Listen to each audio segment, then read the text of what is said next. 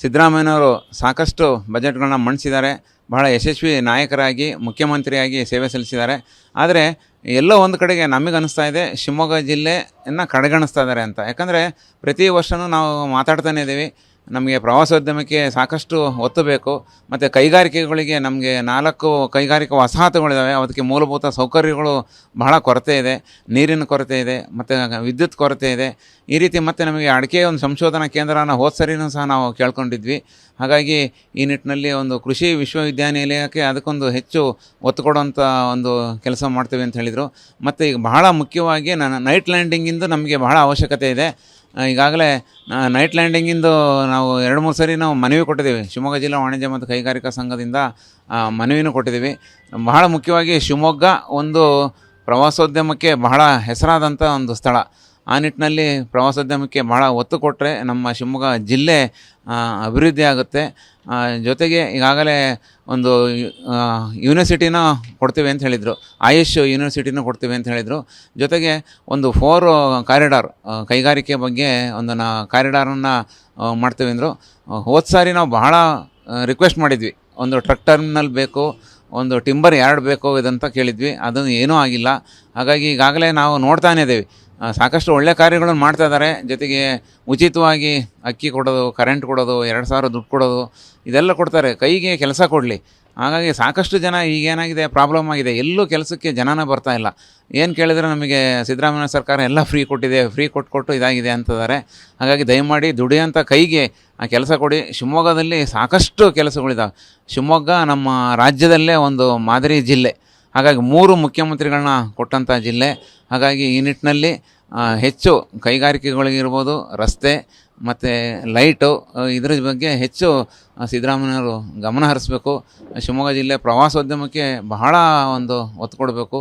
ಶಿವಮೊಗ್ಗದಲ್ಲಿ ಸಾಕಷ್ಟು ಜಿಲ್ಲೆಯಲ್ಲಿ ಅಭಿವೃದ್ಧಿಗಳು ಇದೆ. ಹಾಗಾಗಿ ಈ ನಿಟ್ಟಿನಲ್ಲಿ ಗಮನ ಹರಿಸಬೇಕು. ನಾವು ಈಗಾಗಲೇ ನೈಟ್ ಲ್ಯಾಂಡಿಂಗ್ ಬಗ್ಗೆ ಅಂತಲೂ ಸಾಕಷ್ಟು ಕೇಳಿದ್ವಿ. ಯಾಕಂದ್ರೆ ನೈಟ್ ಲ್ಯಾಂಡಿಂಗ್ ಬಂತು ಅಂದರೆ ಸಾಕಷ್ಟು ಫ್ಲೈಟ್ಗಳು ಓಡಾಡ್ತವೆ, ಇಲ್ಲಿ ಪಾರ್ಕಿಂಗ್ ಆಗುತ್ತೆ, ಸಾಕಷ್ಟು ಹೊರಗಡೆಯಿಂದ ನಮಗೆ ಕಸ್ಟಮರ್ಸ್ಗಳು ಬರ್ತಾರೆ. ಕಸ್ಟಮರ್ಸ್ ಮತ್ತೆ ಬಂದಾಗ ನೈಟ್ ಲ್ಯಾಂಡಿಂಗ್ ಇಲ್ಲದೆ ಸಾಕಷ್ಟು ಸಾರಿ ವಾಪಸ್ ಹೈದರಾಬಾದಿಗೆ ಹೋಗೋದು, ಬೆಂಗಳೂರಿಗೆ ರಿಟರ್ನ್ ಹೋಗೋದು ಫ್ಲೈಟ್ಗಳು, ಈ ರೀತಿ ಎಲ್ಲ ಸಮಸ್ಯೆ ಆಗಿದೆ.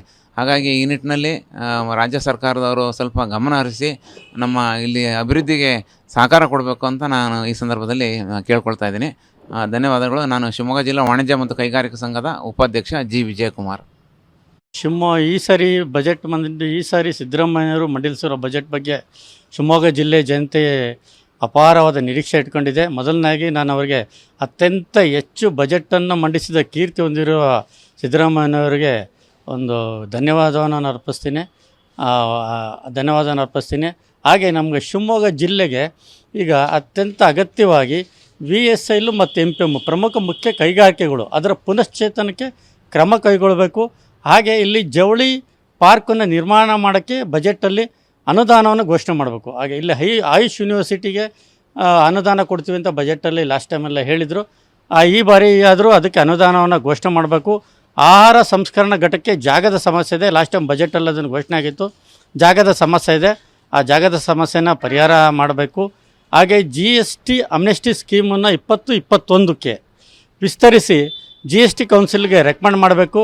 ವೃತ್ತಿ ತೆರಿಗೆ ಆಲ್ರೆಡಿ ಕಟ್ಟುತ್ತಾ ಇರೋದರಿಂದ ಟ್ರೇಡ್ ಲೈಸೆನ್ಸನ್ನು ಅಬಲಿಷ್ ಮಾಡಬೇಕು. ಶಿವಮೊಗ್ಗ ಭದ್ರಾವತಿ ಎರಡನ್ನೂ ಒಟ್ಟಾಗಿ ಕೇಂದ್ರೀಕರಿಸಿ ಒಂದು ಪೊಲೀಸ್ ಕಮಿಷನರೇಟ್ ಕಚೇರಿನ ಸ್ಥಾಪನೆ ಮಾಡಬೇಕು. ಇನ್ಫ್ರಾಸ್ಟ್ರಕ್ಚರು ಮತ್ತು ಟ್ರಾನ್ಸ್ಪೋರ್ಟಿಗೆ ಹೆಚ್ಚು ಒತ್ತು ಕೊಡಬೇಕು.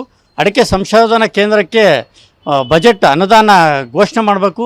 ಶಿವಮೊಗ್ಗದಲ್ಲಿ ಇಲ್ಲಿ ನಮ್ಮ ಪಶ್ಚಿಮ ಘಟ್ಟ ಅರಣ್ಯ ಇರೋದ್ರಿಂದ ಹೆಚ್ಚು ಮಧ್ಯಮ ಕೈಗಾರಿಕೆಗಳಿಗೆ, ಬೃಹತ್ ಕೈಗಾರಿಕೆಗಳಿಗೆ ಜಾಗದ ಸಮಸ್ಯೆ ಇದೆ. ಹಾಗಾಗಿ ಇಲ್ಲಿ ಒಂದು ಲ್ಯಾಂಡ್ ಬ್ಯಾಂಕನ್ನು ಸ್ಥಾಪನೆ ಮಾಡಬೇಕು. ಇಕೋ ಟೂರಿಸಮ್ಗೆ ಒತ್ತು ಕೊಟ್ಟು ಬಜೆಟಲ್ಲಿ ಅದಕ್ಕೆ ಅನುದಾನವನ್ನು ಘೋಷಣೆ ಮಾಡಬೇಕು ಅಂತ ನಾನು ಕೇಳ್ಕೊತಾ ಇದ್ದೀನಿ ಸರ್. ನಾನು ವೃತ್ತಿಯಲ್ಲಿ ಲೆಕ್ಕ ಪರಿಶೋಧಕನಾಗಿದ್ದೇನೆ. ಬಜೆಟ್ ರೇಟ್ ಎಲ್ಲ ಜಾಸ್ತಿ ಆಗಿದೆ, ದಿನಸಿ ಐಟಮ್ ಎಲ್ಲ ಜಾಸ್ತಿ ಆಗಿದೆ.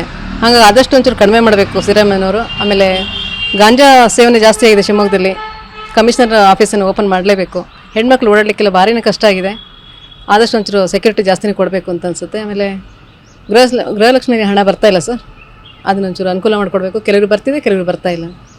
ಇನ್ನು ಹೆಚ್ಚಿನ ಆದ್ಯತೆಯನ್ನು ಕೊಡಬೇಕು ಸಿದ್ದರಾಮಯ್ಯನವರು ಅಂತ ನಮ್ಮ ಮನವಿ ಮಾಡ್ಕೊತೀವಿ ಸರ್.